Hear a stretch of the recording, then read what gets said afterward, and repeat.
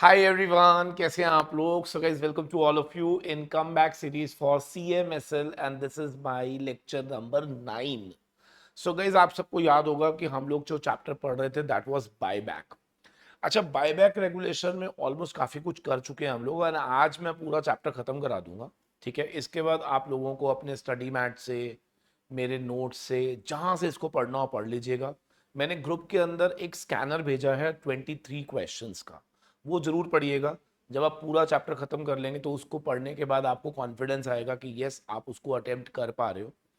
Lastly 20 तारीख note कर लीजिए, 20th को we are fixing test for buyback. ठीक है, तो आज हुई है 17 तारीख, तो 20 तारीख को हम लोग बायबैक का टेस्ट रखेंगे और सभी बच्चे कोशिश करिएगा कि उस टेस्ट को जरूर अपीयर करिएगा। Because the more you will appear for test, आप लोग इसी फोर्सफुली चैप्टर को तैयार कर लोगे और वो आपको फिर बाद में बहुत हेल्प करेगा, राइट? चलिए, तो बायबैक में अभी तक हमने क्या क्या पढ़ा था, मैं 5 मिनट लगाऊंगा सारा रिवाइज करने में, फिर 5 मिनट लगाऊंगा बाकी का पार्ट करने में। 10 मिनट के अंदर खत्म करा दोगे? मजाक कर रहा हूँ। आओ, रिवाइज 5 मिनट में करा दूंगा जो अभी तक कराया। ठीक है, सबसे पहले मीनिंग ऑफ बायबैक क्या था? Purchase of companies own shares. ठीक है, जब कोई कंपनी अपने खुद के शेयर्स को बाय करती है, that is called as buyback. Simple. फिर what was the rational behind buyback, reasons क्या थे, एडवांटेजेस क्या थे, वो हमने पढ़े थे। कि बायबैक से क्या होता है? Alternative way of reduction in capital without moving to NCLT, right? EPS बढ़ जाता है क्योंकि नंबर ऑफ शेयर कम हो जाते हैं। प्रमोटर का स्टेक कंसोलिडेट हो जाता है जिससे अनवेलकम टेक ओवर्स जितने भी होते हैं उन्हें अवॉइड किया जा सकता है, राइट? हमारा जो कैपिटल स्ट्रक्चर है वो ऑप्टिमाइज हो जाता है। सिंपल। इसके अलावा हम अपने शेयर होल्डर को एग्जिट रूट प्रोवाइड कर रहे हैं, एक एडिशनल एग्जिट दे रहे हो अपने शेयर होल्डर्स को। और एट द टाइम जब मार्केट में बहुत स्लगिशनेस होती है और मार्केट के अंदर शेयर प्राइस गिर रहा होता है, क्या it act as a support? तो ये सपोर्ट करता है प्राइस को एट द टाइम जब मार्केट फॉल कर रही होती है। ठीक है ना? So there are different ways या डिफरेंट रीजंस जिसकी वजह से बायबैक लाया जाता है, and one of the reason is that company is having cash surpluses. फिर हमने पढ़ा था कि कोई भी कंपनी जब बायबैक करती है तो उसके ऊपर लीगल प्रोविजंस जो है या तो कंपनीज एक्ट में लगते हैं या फिर बायबैक रेगुलेशंस के लगते हैं। अब जब मैं कंपनीज एक्ट बोलता हूं तो आप सबको मालूम होगा सेक्शन 68, 69 एंड 70। 68 कंडीशंस की बात करता है, 69 CRR की बात करता है, 70 प्रोहिबिशन की बातें करता है। जब मैं बोलता हूं कंपनी लिस्टेड है तो क्या उसके ऊपर हम अप्लाई कर देते हैं बायबैक रेगुलेशंस? ठीक है ना? SEBI buyback of securities regulation 2018, वो हम अप्लाई कर देते हैं। ठीक है सर। अब अगर आपको याद हो तो क्योंकि जब हम सेबी लॉस पढ़ते हैं तो अक्सर ज्यादातर बातें क्या हम लोगों से पूछी जाती हैं आउट ऑफ रेगुलेशंस। ठीक है, बावजूद इसके अगर आप सेक्शन 68 पढ़ोगे ना तो यू विल फाइंड कि रेगुलेशन का 4 और 5 रेगुलेशन जो है फॉर बायबैक की और सेक्शन 68 ऑलमोस्ट सिमिलर है, बिकॉज उसमें भी कंडीशन है उसमें भी कंडीशन है। तो चलिए स्टार्ट करते हैं। कंडीशन से must be authorise by article of association. दूसरा, क्या इसमें SR पास करवाना मैंडेटरी होता है? यस। एक एक्सेप्शन था, अगर बायबैक अप टू 10% है और उसे पास करवाया गया है by board of director through resolution in the board meetings. याद रखना, एक बार पेपर में क्वेश्चन आया था by resolution which was passed through circulation. याद रखना, सर्कुलेशन के थ्रू अगर पास हुआ है तो ये अलाउड नहीं है, एक प्रॉपर मीटिंग कंडक्ट हुई होनी चाहिए, क्या उसमें ये रेजोल्यूशन पास हुआ होना चाहिए। ये ध्यान रखना, ये 2 बार क्वेश्चन पेपर में आ चुका है। ठीक है सर। तो आपको ये भी ध्यान रखना है कि यहां पर एक लिमिटेशन है, क्या? कि आप 10% तक अगर बायबैक करना चाहते हो of your paid up equity share capital plus free reserves, then you can go through without passing SR, provided board resolution pass हुआ होना चाहिए and that through to a meeting के थ्रू पास हुआ होना चाहिए, राइट? ठीक है सर। इसमें मैंने आपसे कहा था कि फ्री रिजर्व्स जब मैं बोलता हूं it also includes SPR, that is security premium reserves. ये सब पढ़ा चुका हूं, इसलिए जल्दी जल्दी बातें करेंगे। फिर इसके बाद अगर आपको याद हो तो हम लोगों ने और भी कंडीशंस पढ़ी थी, वो क्या? In general maximum limit of buyback कितनी है? 25% of paid up share capital plus free reserves. अगर मैं आपसे पूछूं कि मुझे बताओ क्या पार्टली पेड अप का बायबैक हो सकता है? No, only fully paid up shares को ही बायबैक किया जा सकता है। सोर्सेज ऑफ बायबैक की अगर हम बात करें तो या तो फ्रेश इशू या फिर आप फ्री रिजर्व्स या एसपीआर इन्हें यूज कर सकते हो। लेकिन सेक्शन 69 कहता है जहां एसपीआर और फ्री रिजर्व यूज करोगे क्या वहां पे आपको सीआरआर क्रिएट करना पड़ेगा, ये हमने लास्ट क्लास में भी पढ़ा था।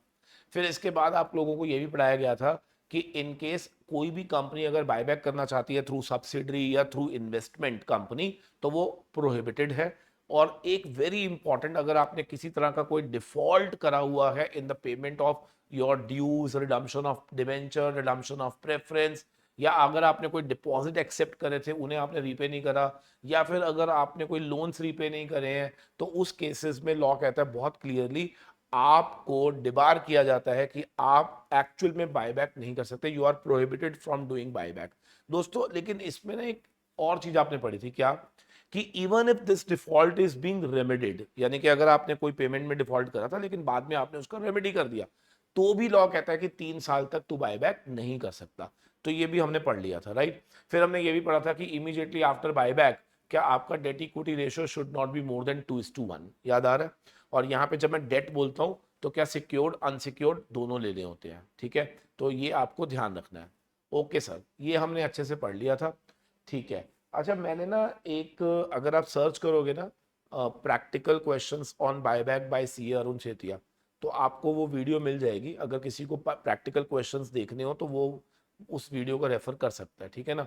तो वैसे तो मैंने, जिन्होंने मेरे से पढ़ा हुआ है उनको तो मैंने सारे प्रैक्टिकल क्वेश्चन क्लास में कराए हैं, तो उनके लिए कोई प्रॉब्लम नहीं है। बट अगर कोई यूट्यूब का बच्चा है जिसने अभी तक, यूट्यूब का बच्चा है मतलब जो यूट्यूब पे वीडियोस देखता है, उस केस में आप रेफर कर सकते हो। इस तरह से अब जब लिखोगे तो आपको मिल जाएगा, ठीक है, वहां से आप रेफर कर सकते हो, ठीक है सर। अब आगे चलते हैं। देखिए अब इसके अलावा मैंने आपको याद करो मेथड्स बताए थे, एक टेंडर मेथड बताया था और एक through open market. Open market में through stock exchange, through book building. मैंने कहा था स्टॉक एक्सचेंज वाला अब हट चुका है ना, तो वो यूज नहीं होता। बुक बिल्डिंग कंपनीज करती नहीं है, तो प्रैक्टिकली सिर्फ टेंडर मेथड यूज होता है। और टेंडर मेथड के अंदर अगर आपको याद हो तो मैंने आपको एक चीज और बताई थी क्या, अच्छा मैं, स्टॉक एक्सचेंज मेथड नहीं आना चाहिए that is for sure, book building आ सकता है। मैं ये नहीं कह रहा बुक बिल्डिंग मत पढ़ना, पढ़ना है आपने, ठीक है ना। स्टॉक एक्सचेंज मेथड तो हट गया, ठीक है ना, वो ध्यान रखना।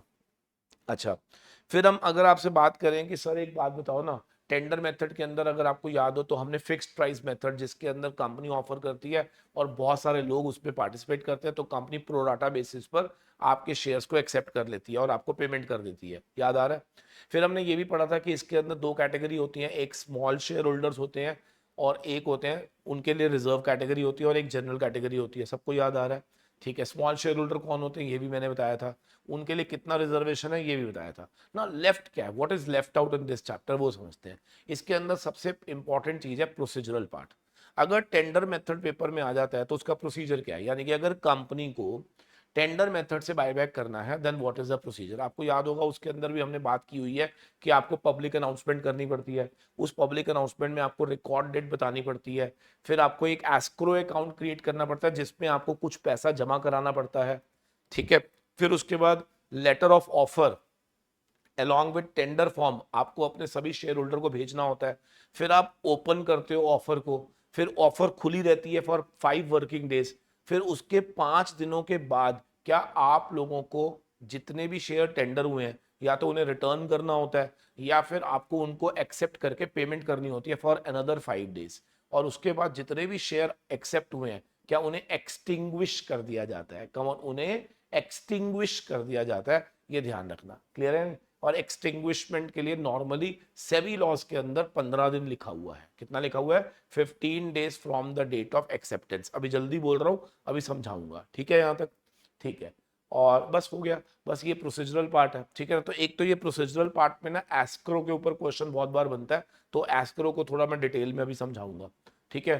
फिर इसके बाद आपके पास दूसरा मेथड आ जाता है, वो क्या है, ओपन मार्केट। ओपन मार्केट में स्टॉक एक्सचेंज आपके मॉड्यूल में बहुत बड़ा दिया हुआ है, मैं फिर रिपीट कर रहा हूं, पेपर में नहीं आना चाहिए और नहीं आएगा बिकॉज वो पूरी तरह से अब फॉर्मेट हो चुका है, ठीक है।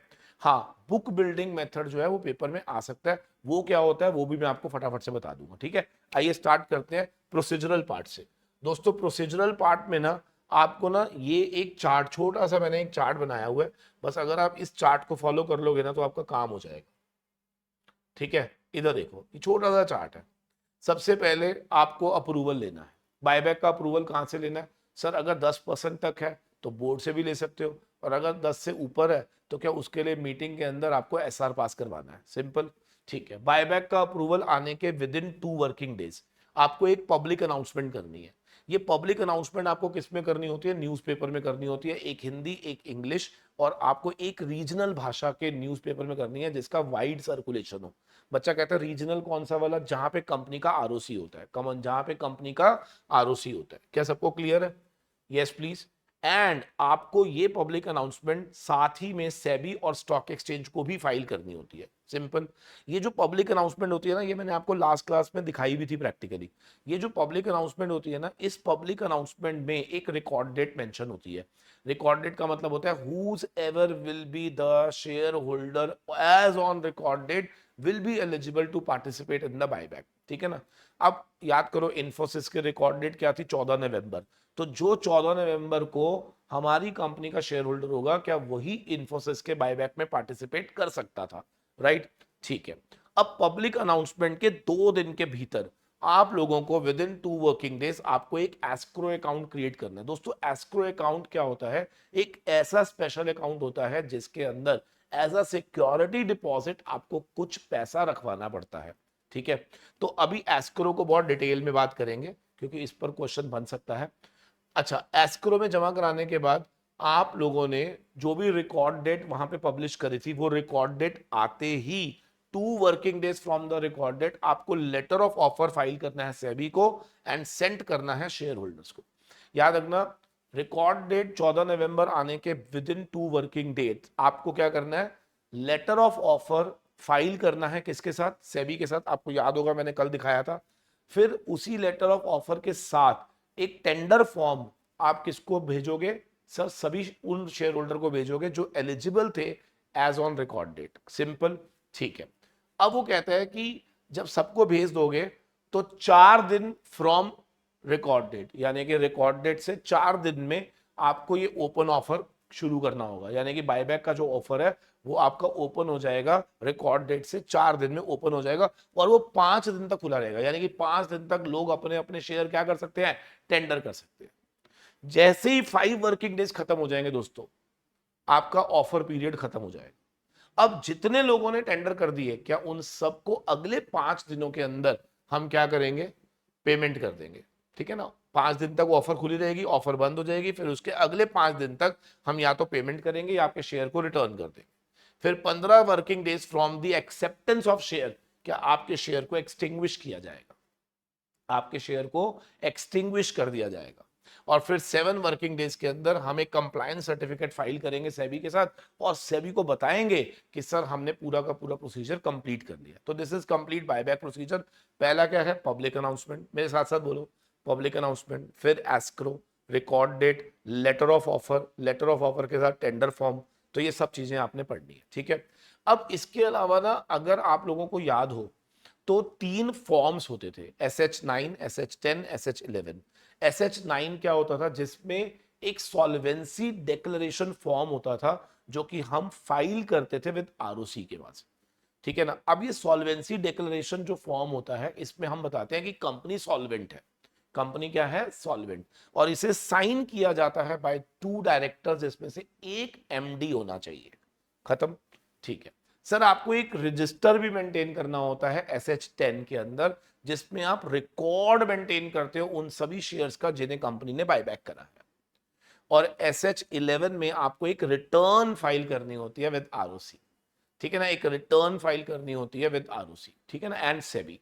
तो एक रिटर्न फाइल करेंगे SH11 में, 10 में रिकॉर्ड मेंटेन होते हैं, 9 के अंदर बताओ क्या होता है? 9 में क्या होता है? SH9 में जल्दी बोलो। सॉल्वेंसी डिक्लेरेशन फाइल करनी होती है विद आरओसी। समझ आ गया? Very good. तो ये 3 फॉर्म आपने याद रख लेने हैं। इसके अलावा एस्क्रो की जब बात होती है ना, इस पर क्वेश्चन बहुत बार आया। पहला, एस्क्रो में कितना पैसा जमा कराना है, नंबर 1, और किस फॉर्म में जमा कराना है। ठीक है ना? तो उस पर मैं आपको थोड़ा सा चाहूंगा कि आप अपने स्टडी मैट के अंदर भी जाकर इसको डिटेल में पढ़ सकते हो। ठीक है ना? एस्क्रो को इन्होंने बहुत अच्छे से दिया हुआ है। ठीक है, एस्क्रो को बहुत अच्छे से दिया हुआ है। फिर 2-3 टेक्निकल पॉइंट्स हैं जो मैं आपके साथ डिस्कस करना चाहूंगा। ठीक है, जो आपको अच्छे लगेंगे, समझ भी आएंगे आपको। ठीक है, कितने गया एस्क्रो, ये रहा। देखो एस्क्रो के अंदर पहला क्वेश्चन बनता है, एस्क्रो में कब क्रिएट करना है, तो 2 working days from the public announcement, पहला पॉइंट। दूसरा, कितना पैसा जमा कराना है, तो अगर बायबैक 100 करोड़ तक है तो 25%, 100 करोड़ से ऊपर है तो पहले 100 करोड़ पे 25, एक्सेस पे 10%, खत्म। मान लो 120 करोड़ है बायबैक का, तो 100 करोड़ पे तो 25%, जो अगला 20 करोड़ है क्या उस पे 10%, खत्म। इतना पैसा आपको जमा कराना है। एक बच्चा कहता है सर क्या कैश जमा कराना जरूरी है, answer is no. Escrow can be created in the form of cash deposited with scheduled commercial bank. चाहो तो गारंटी इशू करवा दो, यानी एक बैंक गारंटी की फॉर्म में भी एस्क्रो क्रिएट हो सकता है, जो कि guarantee in the favour of merchant banker होनी चाहिए। ठीक है, by any scheduled commercial bank.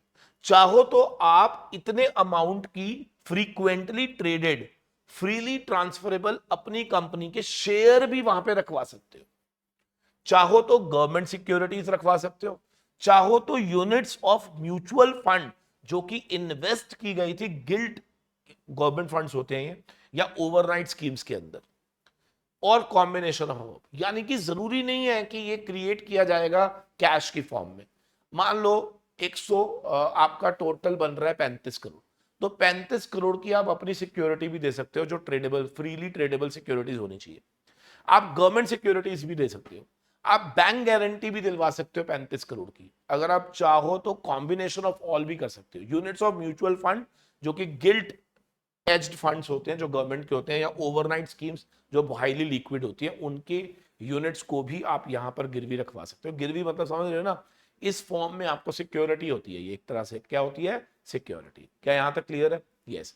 लेकिन एक बात याद रखना, अगर अगर ये नॉन कैश फॉर्म में चल रही है, अगर ये किसमें है, जैसे मान लो आपने एस्क्रो क्रिएट करा इन the form of bank guarantee, तो वहां पर आपको इंश्योर करना है कि 2.5% के बराबर आपको अभी भी कैश जमा कराना पड़ेगा।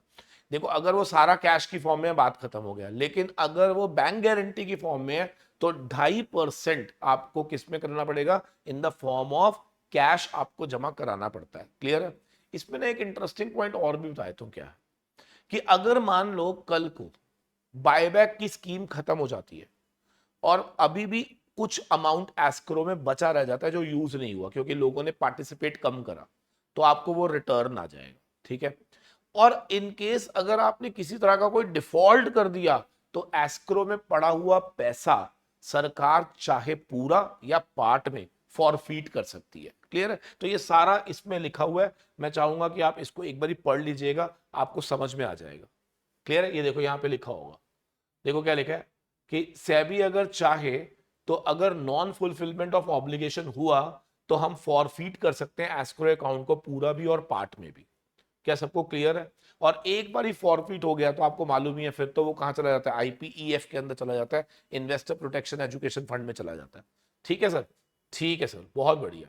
तो ये हमारा पूरा का पूरा समझ में आ गया होगा आपको।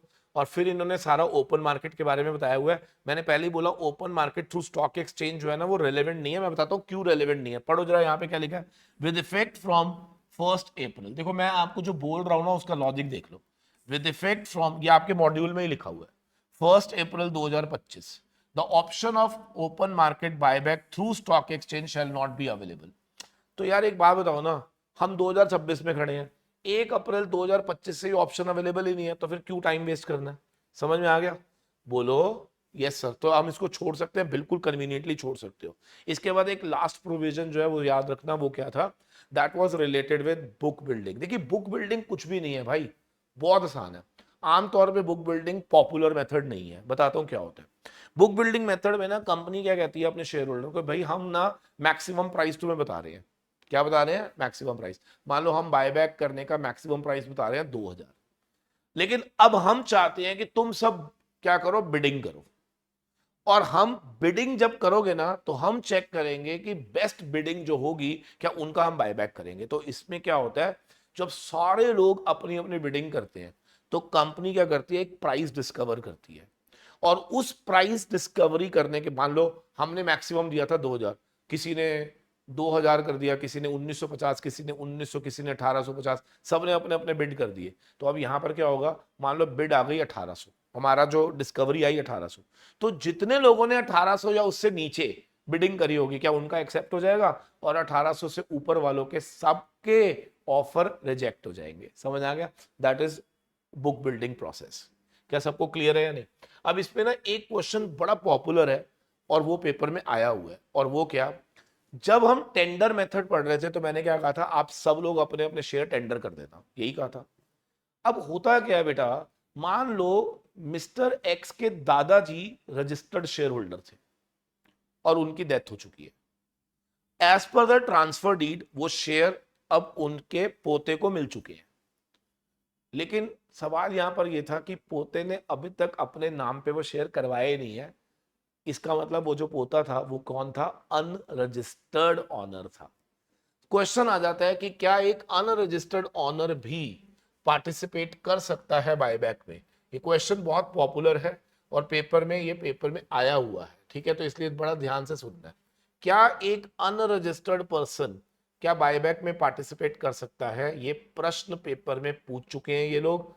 और ये देखो इस तरह से, can unregistered share holder tender his shares for buyback? Answer is yes. Unregistered share holder also tender, लेकिन उसके लिए उसको क्या करना पड़ेगा, सबमिट करने पड़ेंगे ड्यूली एग्जीक्यूटेड ट्रांसफर डीड, यानी कि उसके पास जो ट्रांसफर डीड है वो उसको यहाँ पे एग्जीक्यूट करनी पड़ेगी for transfer of share in his name. फिर along with offer form and other relevant document जो जो उससे मांगे जाएंगे वो आपको सबमिट कराने पड़ेंगे। उसके बाद शेयर पहले आपके नाम होंगे और उसके बाद डेफिनेटली आप भी बायबैक में पार्टिसिपेट कर सकते हैं। क्या सबको क्लियर है? अब यहाँ पे अनरजिस्टर्ड शेयर होल्डर और भी किसी वजह से हो सकते हैं, मतलब समझो शेयर है आपके पास, बट ये ना एक्चुअली में कॉन्सेप्ट कब यूज होता था पता है, फिजिकल के समय पे। आज की डेट में तो जब डीमैट फॉर्म में शेयर्स होते हैं तो बात ही खत्म हो जाती है। अब एक क्वेश्चन और बन जाता है, क्या फिजिकल शेयर किसी के पास हो तो क्या वो पार्टिसिपेट कर सकता है? Answer is no. जब तक आप अपने फिजिकल शेयर को डीमैट फॉर्म में नहीं कन्वर्ट कर लेंगे आप पार्टिसिपेट नहीं कर सकते। ये भी ध्यान रखना। Please note that shareholder holding share in the physical form will not be eligible to tender share under the offer unless the share held by them are in dematerialise form. तो unregistered owner को क्या करना है, पहले register कराना है, demat form में लाना है, क्या उसके बाद वो भी पार्टिसिपेट कर लेगा? क्या यहां तक क्लियर है? और उसके लिए क्या उसको कुछ डॉक्यूमेंटेशंस जमा कराने पड़ते हैं। क्या सबको क्लियर हो गया? लीजिए चैप्टर खत्म हो चुका है, आप एक बार इसको अच्छे से पढ़ लीजिएगा। फिर अगर आपको कोई क्वेरी आए तो इसी वीडियो के कमेंट बॉक्स में आप डाल सकते हो। और अब सुन लो ध्यान से, 20 तारीख को आपका टेस्ट है और अगला चैप्टर जो मैं कल से रिवाइज कराऊंगा वो है टेक ओवर कोड। याद रखना कौन सा, टेक ओवर कोड। चलिए, thank you very much, goodbye to everyone, bye bye, god bless you.